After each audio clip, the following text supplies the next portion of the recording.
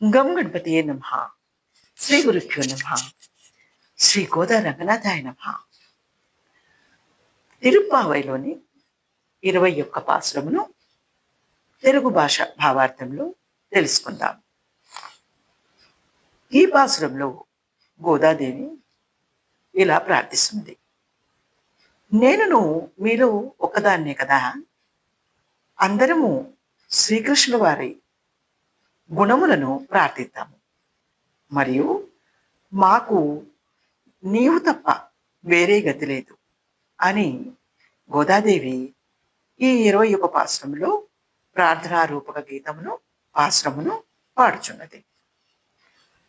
పోతన గారు రచించిన శ్రీమద్ భాగవతంలో దశమ స్కందంలో గోదాదేవి భావాల్ని గోపికల ద్వారా పోతన గారు నల్లనయ్యను వెతికినారు.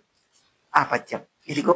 సంపాలితికతోడి జలదంబు కైవడి మెరగుటొల్లియతోడి మేనివాని కమనీయ మృదులాన్న కబళవేత్ర విషాన వేణు చిహ్నంబుల వెలయువాని గుంజా వినిర్మిత కుండలంబులవాని సిగిపించవేష్టిత శిరమువాని మన పుష్పమాలికా వ్రాతకంఠం వాని నళిన కోమల చరణములవాని కరుణ కడుల కొనిన కడకొండివాని గోపాల బాలు భంగి పరబువాని నగుముగంబువాని ననుగన్న తండ్రిని నిను భజింతు మృక్కి నీరజాక్ష.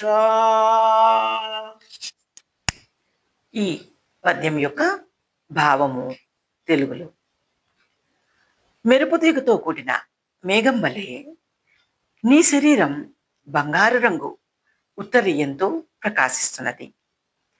నీ చేతిలో ఉన్న చల్లిది ముద్ద మృదువుగా ఎంతో అందంగా ఉంది.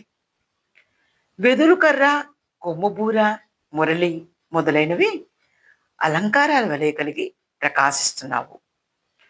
ఏనుగు దంతంతో చక్కగా చేసిన నీ కుండలాలు, నెమలి పింఛంతో చుట్టబడిన శిరస్సు, అడవి పూల మాలికతో అలంకరించబడిన నీ కంఠం, తామర పువ్వుల సున్నితమైన నీ పాదాలు ఎంతో అందంగా ఉన్నాయి.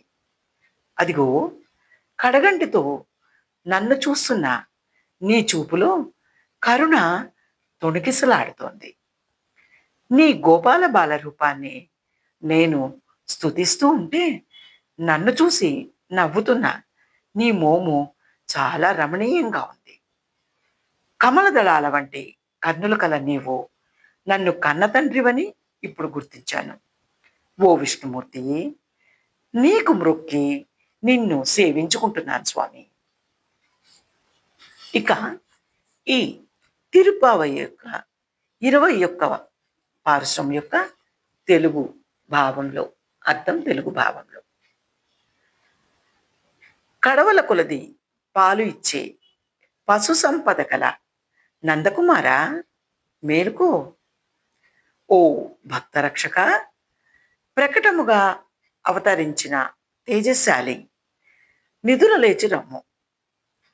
నీ శత్రువులు దుర్మార్గులై నీ వాకిట గతిలేక నిన్ను ఆశ్రయింపబడినట్లు మేము అహంకార మమకారాలను పోగొట్టుకొని ఇంకెవ్వరు రక్షకులు లేక, వేరొక మార్గం లేక నీకు మంగళాశాసనం అనగా మంగళమైన ఆశీర్వాదం చేయుచున్నాము. నీ యొక్క కళ్యాణ గుణగానము చేయుచు వచ్చి ఉన్నాము. ఇదే కదా మన వ్రతం. విష్ణు చిత్తు తనూజాయే గోదాయే నమః.